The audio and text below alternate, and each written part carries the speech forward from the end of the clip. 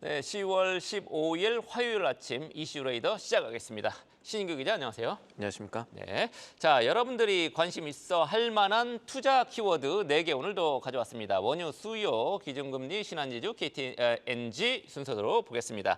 첫 번째 이슈, 오펙, 석유 수출국 기구죠. 13개 국가가 있는데 여기에서 보고서를 하나 냈습니다. 원유 수요 전망치를 낮췄다고 하는데 네. 어떻습니까? 매달 내놓는 보고서에 따라서 시장의 흐름이 좀 바뀌는데 이번에는 시장 이 가격을 좀 낮추는 압력으로 작용을 했습니다. 간밤에 유가가 꽤 떨어졌어요. 2% 넘게 이번 보고서 하락했더라고요. 때문입니다. 네, 이 오펙이 내년 세계 원유 수요량을 하루 1억 578만 배럴로 전망을 했습니다. 이것은 지난달 대비 올해 그리고 내년의 수요 전망도 다 하향한 건데 이 어디가 가장 많이 떨어졌냐, 어디 수요가 좀 덜 늘 것이라고 봤느냐, 중국입니다. 이 중국의 수요 증가 전망치를 기존의 65만 배럴 수준에서 58만 배럴로 낮췄습니다. 이것은 중국 정부의 경기 부양책, 지금 조금씩 나오고 있는 경기 부양책이 4분기에 원유 수요 그래도 어느 정도 지원은 하겠지만 청정 연료 전환이라든가 또 여러 가지 내부 상황을 보면은 우리가 기존에 생각했던 것만큼 중국의 원유 수요가 급진적으로 늘어나지는 않을 것이다라는 얘기를 하는 것이고요. 요약을 하면 기존보다 원유 수요가 늘어날 가능성은 크게 많지 않고 앞으로도 수요가 더 줄어들지 모른다는 우려가 이번 보고서 이후에 시장에 생긴 겁니다. 그래서 브렌트유 같은 경우는 하루 만에 5% 이상 급락했다가 현재 배럴당 75.19달러로 전일 대비 4.87%까지 하락하는 모습 보였습니다. 네, 왔다리 갔다리 가지만 하락 압력 확실하게 받고 있습니다. 우리 경제나 증시에 미치는 영향도 클 것 같은데 어떻습니까? 그동안에 국제 유가가 중동 리스크 때문에 다시 좀 올라가면서 이거 연말까지 배럴당 80달러 또 세 자릿수까지 얘기 나왔다가 크게 하락 압력을 받았다라고 볼 수가 있겠습니다. 200달러 얘기도 나오고 그랬었는데. 그렇습니다. 예, 그래서 그런 뻥일 줄 것들은 알았습니다, 저희가 저는. 방송에 하나하나 소개하지 않았습니다. 왜냐하면 지금 나오는 기관들의 전망이라는 것이 특히나 유가는 워낙 많이 틀리거든요. 증권사들 혹은 IB마다 워낙에 이 예측하는 레인지, 이 범위가 다른 것을 보면 이거 하나하나 잘못 전달하면 큰일 나기 때문에 전달 안 드렸지만 어쨌든 그 국내 물가에는 지금 떨어지고 있는 유가가 긍정적 요인은 될 수가 있겠습니다. 우리나라 물가 상승률이 지금 2% 아래로 내려온 상황이거든요. 이 시장에 계신 분들은 모르겠지만 우리 개인들은 좋아할 만한 얘기긴 하겠죠. 그리고 이 유가 측면, 유가가 이 정유주 주가 측면에서 어떤 영향을 끼치느냐. 특히나 이 SK 이노베이션이나 SO일 같은 이 대형주 주가는 느슨한 상관관계가 있습니다. 유가 떨어질 때는 그렇게 지금 좋지 않은 상황이 있겠다라고 볼 수가 있고 특히나 엑손모빌과 BP 같은 곳들이 지금 3분기 실적이 좀 그렇게 좋지 않을 수 있다 경고음이 나오는 것도 이 계속해서 이 유가 투자 심리를 긍정적으로 보기 어려운 요인들이긴 합니다. 그나마 이제 생각해봐야 될 거는 올해 수요 증가 전망치 자체가 이 하루에 1억 700만 달러 넘는 1억 570만 달러 넘는다라고 말씀을 드렸지 않습니까?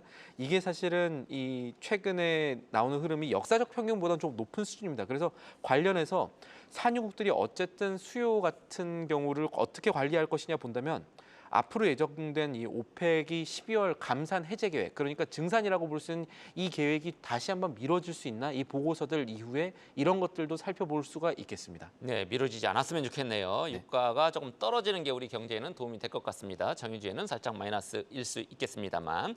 두 번째 이슈는 기준금리 관련해서 한국은행 국정감사가 지금 진행이 되고 있죠. 자, 우리나라 기준금리에 제롬 파월이 더 큰 영향을 끼친다 이렇게 볼 수도 있겠지만 이창용 총재 발언에도 우리가 주목을 해야 되겠습니다. 어떤 발언들이 나왔습니까? 어제 생각해 볼 만한 발언들이 크게 나왔습니다. 가장 크게 보실 것은 아마 올해 금리 인하는 이번이 마지막이 되지 않을까라는 생각들이 시장에 커질 수 있겠다는 점입니다. 일단 주요 발언부터 보겠습니다. 기준금리 관련부터 보면요. 이 한은에서 가장 걱정하는 부분은 역시 기준금리를 낮췄을 때 부동산에 대한 얘기들입니다. 부동산이 한 번 올라가면 다시 돌아오기 어렵다라는 얘기를 하면서 기대 심리를 잘 조정해야 한다라는 이야기를 했고요. 물론 금리 인하 한 차례 한다고 해서 내수 진작 이게 크게 영향이 없을 수 있다, 제한적일 수 있다라는 부분들은 한은에서도 인정을 했지만 여러 가지 상황을 고려를 했을 때 지금 중동 지역 리스크나 국제 유가 변동 이런 불확실성 상황 고려를 했을 때 앞으로 금리 인하 속도는 상당히 신중하게 결정해야 된다라는 얘기를 했었습니다. 그래서 이번에 통화정책 긴축 정도를 소폭 축소하고 그 영향을 점검해 나가는 것이 좋겠다라는 얘기를 했다면 이거는 한 번 내린 다음에 연속으로 내리지 않고 이 시장 상황을 좀 평가해 보겠다라는 얘기로 읽힐 수가 있는 부분이겠고 결론적으로 11월의 금리 인하로는 점점 멀어질 수가 있겠다라는 점을 이번 발언으로 확인할 수가 있겠습니다. 그리고 이 기타 투자 관련 금리 이후에도 투자 관련한 내용 보면은 일단 횡재세 도입 같은 경우는 이 우리나라 경제 정책의 한 축인 한은에서도 크게 반대하는 것들을 확인할 수가 있겠고 이번에 국회의원 질의에서 우리나라 왜 2014년 이후로 한은이 금을 매입하지 않느냐라는 질의가 있었습니다.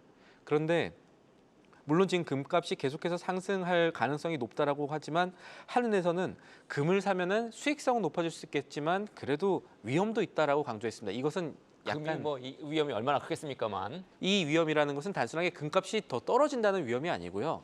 한 나라가 금을 산다는 것은 지금 달러 사는 대신에 금을 사겠다라는 생각으로도 보여줄 수가 있다는 점을 강조했다라고 보시는 게 또 더 이자도 맞겠습니다. 없죠, 금은. 예, 그렇습니다. 최근에 금 많이 매입한 국가들 보면은 중국, 터키, 폴란드, 인도 이런 곳들이거든요.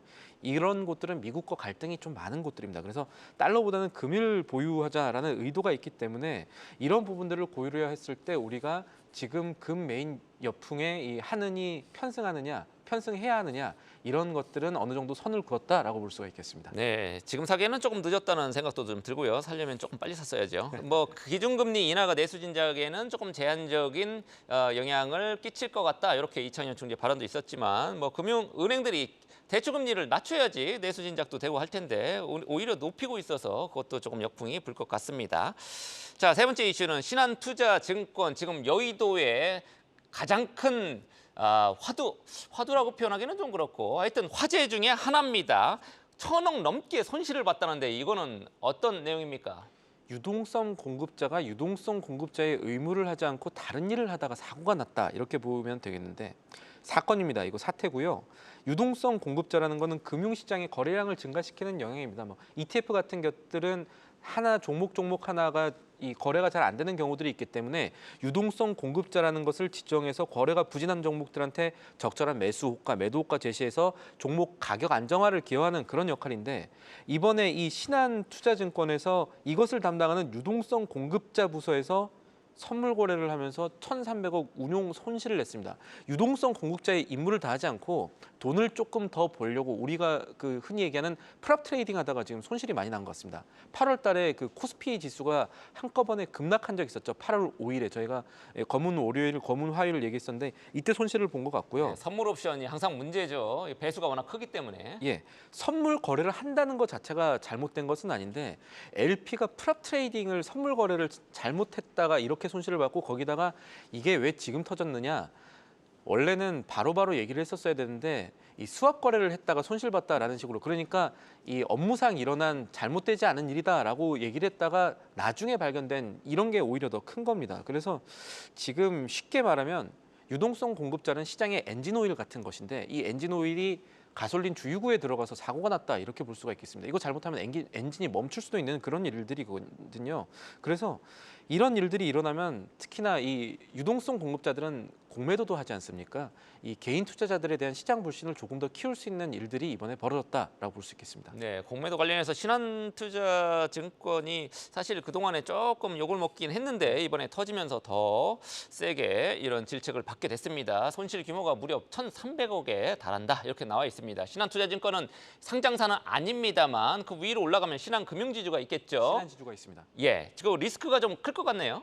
신한지주한테도 꽤 리스크가 될 거고요. 지금 잘 나가고 있는 금융주, 은행주들한테 이 사태가 리스크가 될 수 있는 부분 있어 보입니다. 지금 금감원이 어제 금융위원장 주재로 간부 간담회를 했었거든요. 여기서 신한투자증권 사고를 지적하면서 철저하게 조사를 좀 해라 이런 얘기를 했습니다. 그리고 필요시에는 다른 증권사들도 점검해라라는 얘기들을 했거든요. 이렇게 되면은 우리가 모르는 과거의 라임 사태처럼 우리가 모르는 다른 것들 더 있지 않나라는 것들에 대한 불안감들이 시장에 생길 수 있다는 점도 생각해 볼 수가 있고 어쨌거나 이런 일들은 앞으로 일어나지 않도록 내부 통제 시스템이라든가 외부 감시가 조금 더 촘촘하게 이루어져야겠습니다. 네, 내부 통제가 더 강화될 필요가 있어 보입니다. 금융사고 곳곳에서 지금 너무 많이 발생하는 것 같습니다. 우리 금융도 그렇고.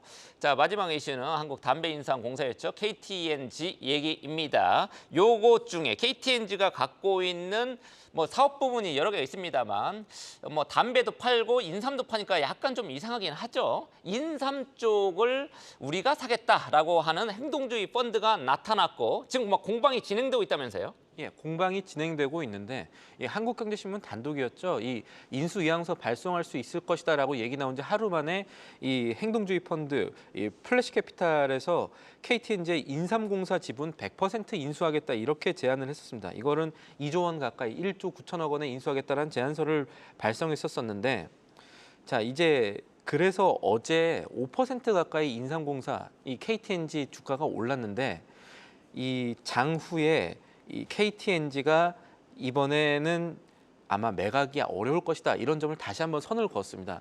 이 FCP가 얘기했던 것은 계속해서 있었던 일들이긴 합니다. 왜 KTNG에서 이 인삼까지 하느냐, 담배하는 데서 인삼까지 하느냐, 인삼은 따로 팔자, 인삼 수익성도 높아야 된다.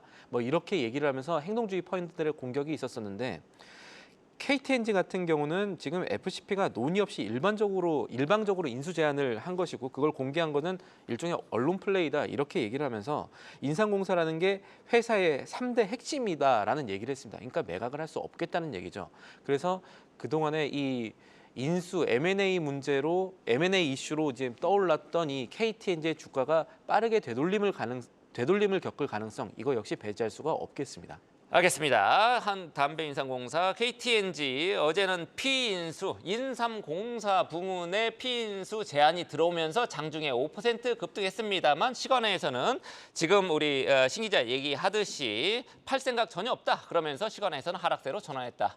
그래서 오늘 주가 오늘 지켜봐야 되겠습니다. 지금까지 신인규 기자와 함께한 이슈 계속해서 다양한 경제 이슈를 알고 싶다면 구독과 좋아요, 알림 설정 부탁드립니다.